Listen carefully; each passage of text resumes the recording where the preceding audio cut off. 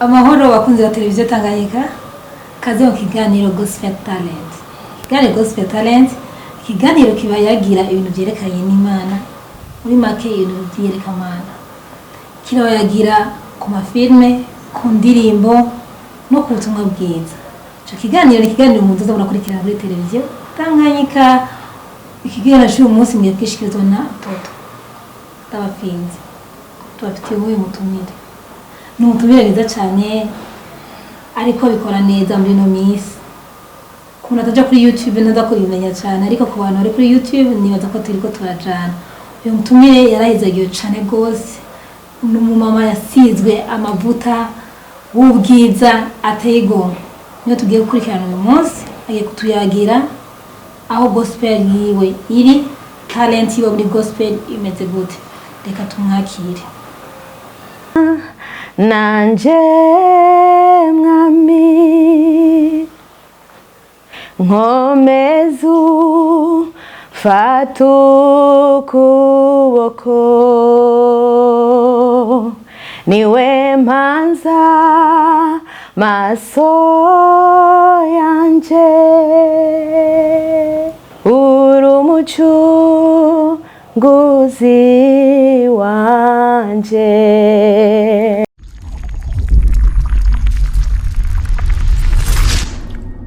Televiziyo Tanganyika. Iyo ndirimbo naririmbe maze iminsi ndwi ndiko ndasenga ndi imbere y'Imana niyugaranye ndiko ndasenga ndiko ndarondera mu nyonga z'Imana ndiko ndamedita ku ijambo ry'Imana niho nasomye izaburi ya Dawidi yaracyanditse muri zaburi ya 23 aravuga ngo uhoraho niwe mwungere wanje, uhoraho ni wanjana, uhoraho ambyagiza mu canya, uhoraho arandinda, uhoraho ushanumva nanje nobwira Imana ati gendana nanje. Televiziyo Tanganyika.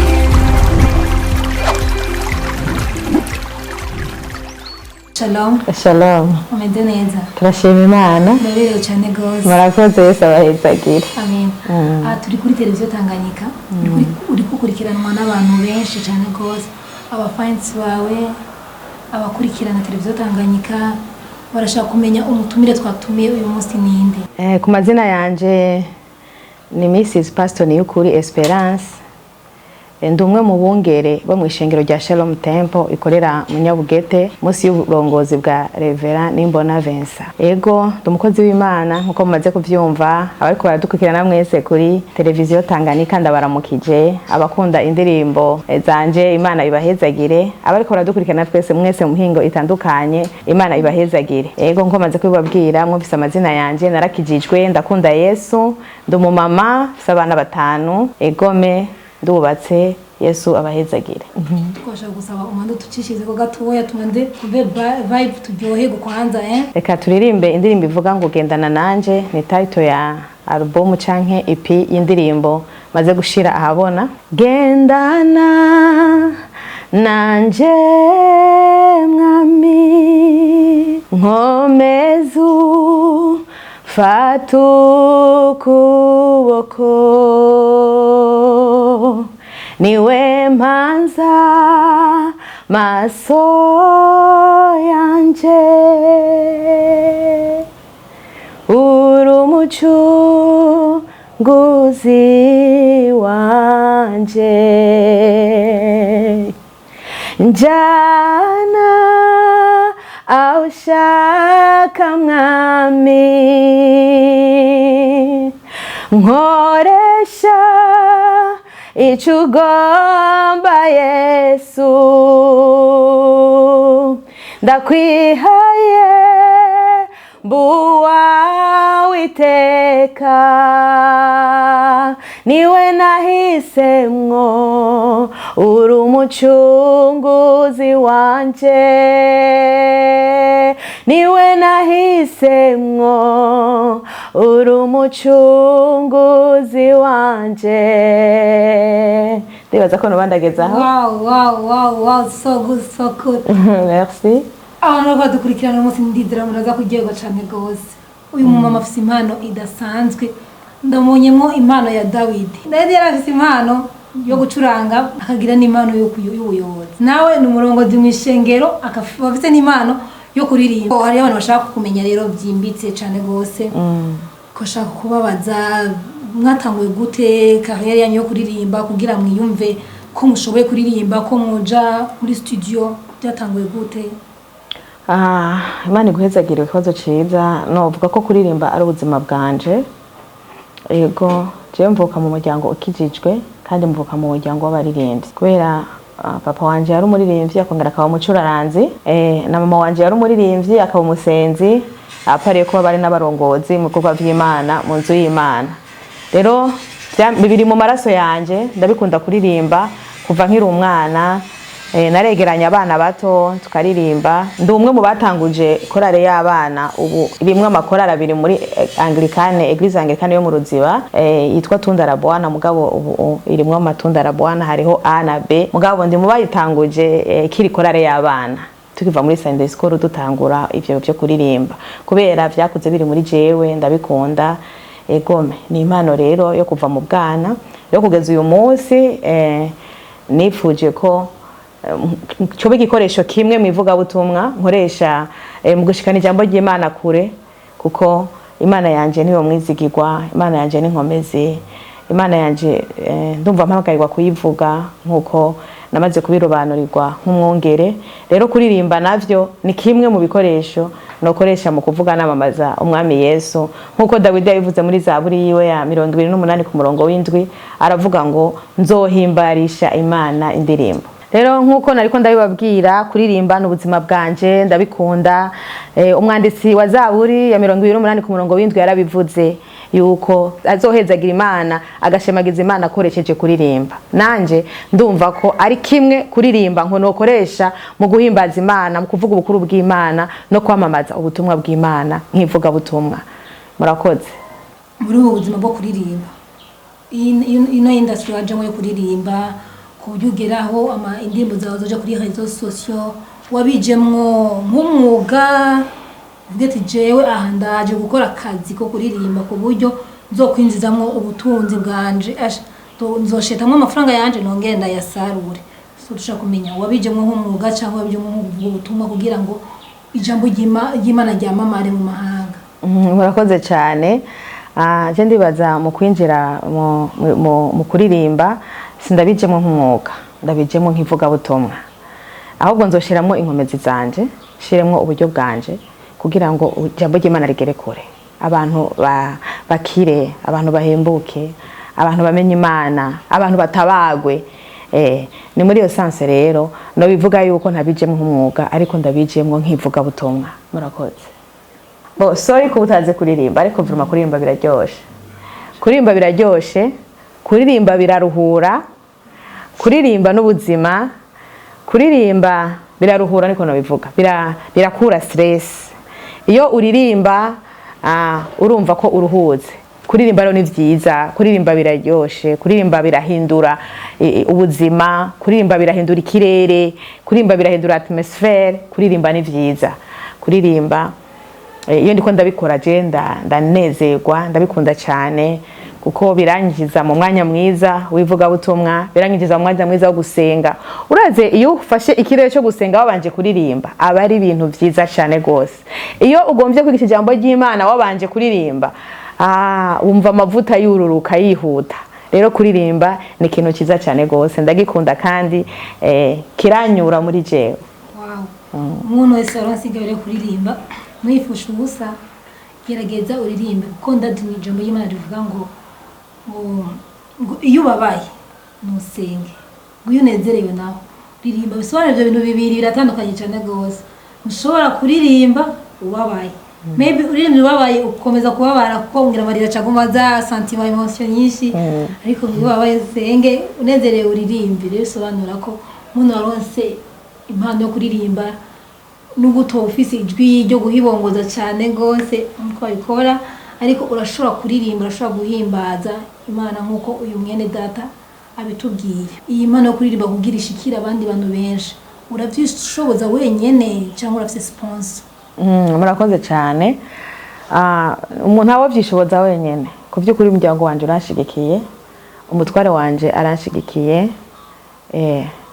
Reverend Pasteur Nimbona Vincent aranshigikiye niwe namwongere mukuru wanje n'umwigisha wanje n'umurezi wanje ndamukunda gose aranshigikiye rero abana baranshigikiye ishengero riranshigikiye abagenzi baranshigikiye byukuri ndashigikiwe kandi nzokera kure ndi kumwe nabo bantu hamwe n'Imana umuririmbyi atukurumviriza abandi baririmbyi yego cyane gose hari umuririmbyi wowe hari indirimbo y'umuririmbyi wowe uzi mugenzi wawe apaha indirimbo ziwawe indirimbo wowe uzi umuririmbyi wo nganze mu gihugu iwacu canke hanze y'igihugu uwo muririmbyi ninde indirimbo yiwe ni yawe umuririmbyi arahari ampezagira cyane ego barahari benshi bampezagira ariko uwo muririmbyi mbere nisunga kandi ambera karorero ni Apotre Apollinaire yaririmbye indirimbo nyinshi hari nk'iyo nkunda ivuga ati namantangara iyo nkubonye nsanga urengeye ko bambwiye kandi ijwi ryawe rindutira amajwi yose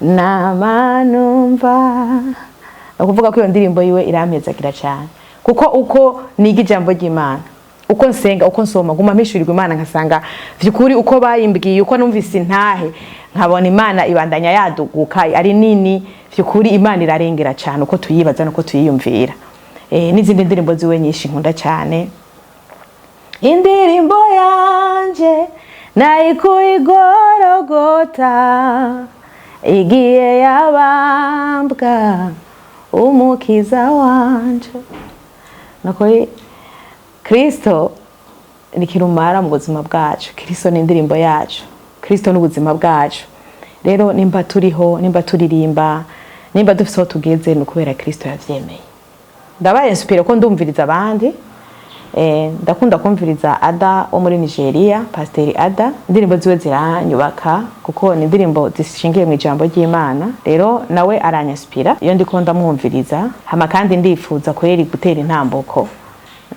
ambere icitegererezo n'abandi benshi Imana ibahezagira indirimbo zingahe mfise indirimbo nyinshi ariko indirimbo zimaje kuja habona ni zine ni gendana nanje ni indirimbo yitwa ubuntu ni indirimbo yitwa ni wubahwe ni indirimbo yitwa ntawuhwanye nawe hariho n'izindi ziri nyuma nyinshi ndiko ndakora nizera ko zizobandanya zihezagira abanyumviriza abakunda indirimbo zanje ego Imana ibahezagire izo ndirimbo zose ndiko ndababarira zine ziri kuri YouTube ushaka kuzirondera ushaka kuziraba wandika Mrs Pasteur Niyukuri Mrs Pasteur Niyukuri ucubona indirimbo hama kandi ndabishobora kubera gusenga ndabifatanya n'ibindi bikorwa nko nakubwiye ndo mama ndubatse ndafise umuryango ndafise umutware wo kwitaho ndafise abana apare yavyo ndabipanga ibintu byose no kubipanga ukoreye ku mwanya ugapanga ibintu neza birakunda kuko abamama barashoboye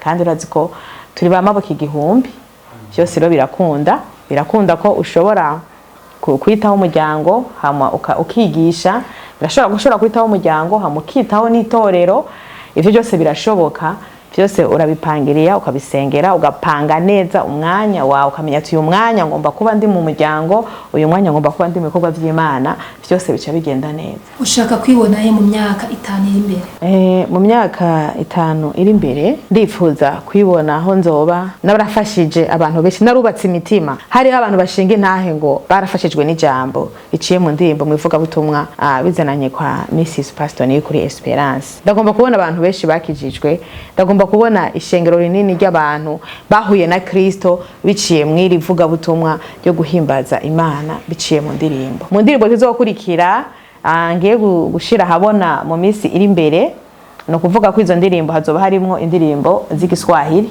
hazoba harimo n'indirimbo z'icongereza rero urumva noremesha ariko baranyumviriza ko bose bazoshikirwa haba hano mu Burundi mu Rwanda East Africa community yose mbere no hanze muri za Amerika za Europe n'ahandi ndifuza hose kwagera abantu bose bakamenya kuko Imana yaratwaguriye imbibe yaratwaguriye rero nico gituma tudafisa karimba ariko turagenda tukagera kure kuko dushobozwa byose na Kristo aduha inkomezi gendana nanje irya n'isengesho ryanje iyo ndirimbo narimbe maze iminsi ndwi ndiko ndasenga ndi imbere y'Imana niyugaranye ndiko ndasenga ndiko ndarondera mu nyonga z'Imana ndiko ndamedita ku ijambo ry'Imana niho nasomye izaburi ya Dawidi yaracyanditse muri zaburi ya 23 aravuga ngo uhoraho niwe mwungere wanje uhoraho ni wanjana uhoraho ambyagiza mu canya uhoraho arandinda uhoraho ushanumva nanje nobwira Imana ati gendana nanje ntundekure gendana nanje nyigisha amabwirizwa yawe nyereka inzira zawe amen. Niho rero iyo ndirimbo yavuye muri iryo sengesho nico gituma ndayita ko ari indirimbo y'isengesho ryanje. Hanyuma iyindi ya kabiri ni ya ndirimbo ivuga ubuntu n'urukurikirane rw'amakorasi. Egome hari igihe wicara ukiyumvira ku neza y'Imana ugarimbura ku rukundo rw'Imana ugarimbura ku buntu Yesu yakugiriye. Ndarimbura aho Yesu amvanye nahangeranye, ndarimbura aho Yesu yankuye nahashitse, ndarimbura ukuntu Imana yagiye ihindura ubuzima bwanje kuva mu bwana kuduga nkasanga nta kintu na kimwe nakozemo, nkasanga nta buhinga bwanje burimo. Niho ko amakorasi yazananye ko n'ubuntu Yesu yangiriye, nta kintu na kimwe nakoze kugira ngo nshika handi, nta kintu na kimwe nakoze kugira ngo mbe ndumwungere, nta kintu na kimwe nakoze kugira mbe ngifise ubuzima, nta kintu na kimwe nakoze kugira mbe narahamagawe. Nisanga noneho uko ndi nuko ndi nta kintu na kimwe mfisemo uruhara, ariko nsanga ari imbabazi z'Imana, nkasanga n'urukundo rw'Imana. Nico gituma navuze rero ko ubuntu n'imbabazi z'Imana ari gitangaza. Ndabwira Imana ati nzokugumako, nzokwamaho, nzokugendanira ibihe vyose, kuko atawusa n'Imana nta uriho nta n'ubuzoza. Aho ni muri kurikirane rw'ayo makorasi. Ubuntu bugeretse ku bundi yarabungiriye Yesu nanje ndashima. Ubuntu bugeretse ku bundi yarabungiriye Yesu nanje nashima. Ni kubw'ubuntu yampamagaye, ni kubw'ubuntu yantoranije, nta gikorwa na kimwe nakoze, nta nico nari kugushobora. Ni kubw'ubuntu yampamagaye, ni kubw'ubuntu yantoranije, nta gikorwa na kimwe nakoze, nta nico nari gushobora. Ineza Imana nawo irondora, ineza Imana nawo irondora. Nzokugumako Mana, nzokugendanira Mana yanje, nzokugumako Mana, nzokugendanira Mana yanje. Ntawusa n'Imana yacu, ntawusa n'Imana yacu, ntawuriho ntawuzoza yosa n'Imana yacu, ntawusa n'Imana yacu, ntawusa n'Imana yacu, ntawuriho ntawuzoza yosa n'Imana yacu. Wow. Iyo niyo video wava mu gisirimba. Ni gisirimba biracanze, tuhereza mu gisirimba nyine dutambira Imana ya. Urakoze cyane, turagushimiye kuba watwitabye, kuba ari bagukurikiranye, kuba ari ko baradukurikirana, urashobora kubashimira. Turashimiye abanywanyi bose ba televiziyo Tanganyika n'abariko baradukurikirana, ndetse n'abakunda indirimbo zanje. Yesu abahezagire cyane, mwakoze kudukurikirana. Hanyuma ntimwibagire kwandika Mrs Pasteur ni kuri Espérance kugira ngo mwinjire mukurikirane indirimbo n'ibiganiro birahari. Hama kandi ntimwibagire no kubisangiza abandi, utibagira kugira sabone canke follow kuri Facebook. Imana rero ibahezagire cyane, mwakoze kudukurikirana, turabakunda, mubandanye mudusengera, natwe turabasengera. Hama twizere ko nibandanya bigenda neza. Imana ihezagire televiziyo Tanganyika, ihe kuja imbere, ihezagire umukobwa mwiza twicaranye hano, ihezagire n'abandi bose bariko baradukurikirana, bari mu buhinga bw'ivyuma n'abandi, mbese no ku mukuru wayo ndamusabira umugisha ngo Imana imuhezagire. N'abandi mwese mubandanye gukurikirana ibiganiro, mubandanye kuba abantu muhagaze mu ijambo ry'Imana, mwarahezagiwe. Yesu abaho umugisha. rero dufata akanya ko gushimira abakunzi ba televiziyo Tanganyika batahengeshanya kudukurikirana mu minsi yose uko bukeye nuko bwije ibiganiro byacu bakabigeza kure cyane hashoboka. Mwarazagiye cyane gose kandi mutera muje imbere. Nitwibagiye gushimira umutumire wacu Pasteur Espérance, turamushimiye vyimva mutima kuba yitavye. Murakoze. Rero nimuzohengeshanye gukurikirana ibiganiro byacu cyo televiziyo Tanganyika, reka mugire aho muba mubaho. Shalom shalom.